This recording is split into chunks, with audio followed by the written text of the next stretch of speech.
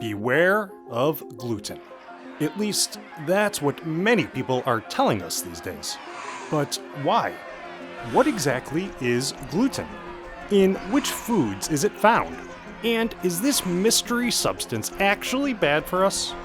Let's cut through the myths and misinformation to answer the newest question in health. What's the deal with gluten? Gluten and the gluten grains, talking about predominantly wheat, rye and barley, they are the basis of the Western diet.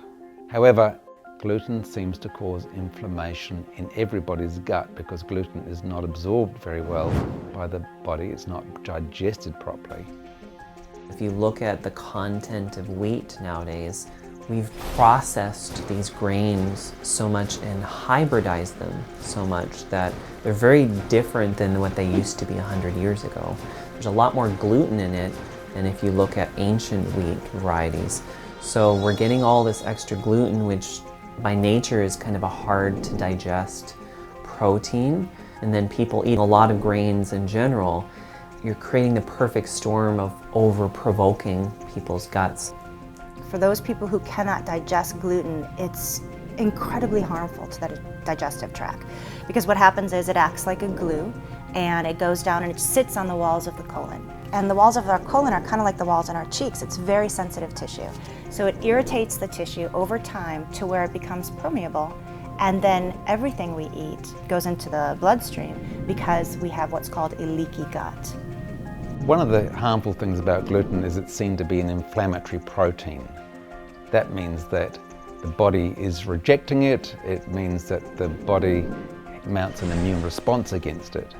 And if that happens particularly in the gut, associated with a hormone called zonulin, which increases the permeability of the gut, if the gut is inflamed, then other molecules, other food molecules can be absorbed fairly unchanged into the immune system and cause a lot of other food sensitivities. So gluten has been implicated in a large amount of inflammatory disease in the body, and it helps other foods become a problem to you as well. So other food intolerances and issues can arise if somebody's being provoked by a primary allergen or sensitivity like gluten.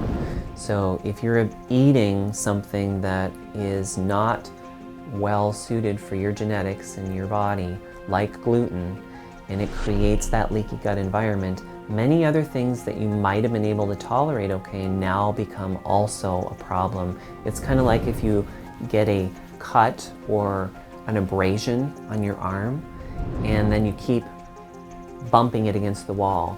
Anything going by that area, even if it originally wouldn't have bothered you, now becomes more of an irritant because the original damage has been done. What is the solution to gluten illness? That's a pretty hard one to answer because to cut out those grains really cuts out an enormous amount of food and people won't be able to find enough food to survive. So it is not practical at this stage for everybody on the planet to go gluten-free. But as people begin to get more in tune with what they're eating, if they understand what they're eating and they get in tune with their health, many people have found that if they ditch gluten, they feel a lot better. However, the first thing people do, they quit gluten bread and then they buy a gluten-free bread. Or they quit gluten muffins and they buy a gluten-free muffin.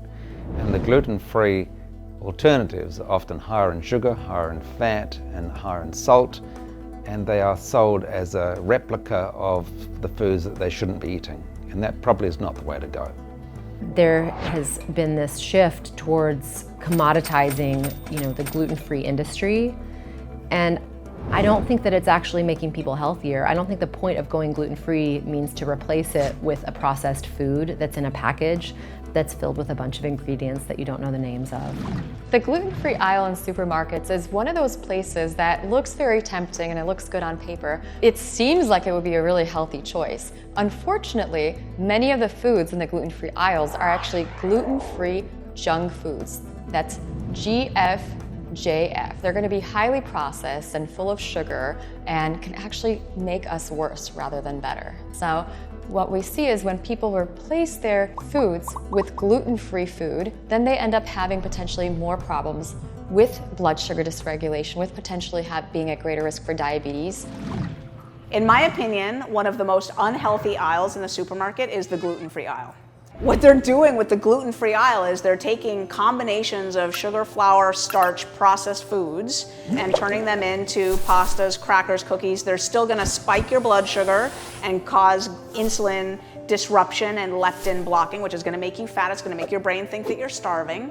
It's still gonna flood your brain with dopamine and keep you hooked. It's got every single bit of the ill health that's in the standard cookie cracker aisle. It just doesn't happen to have gluten in it, which is great if you have celiac disease, which almost nobody does.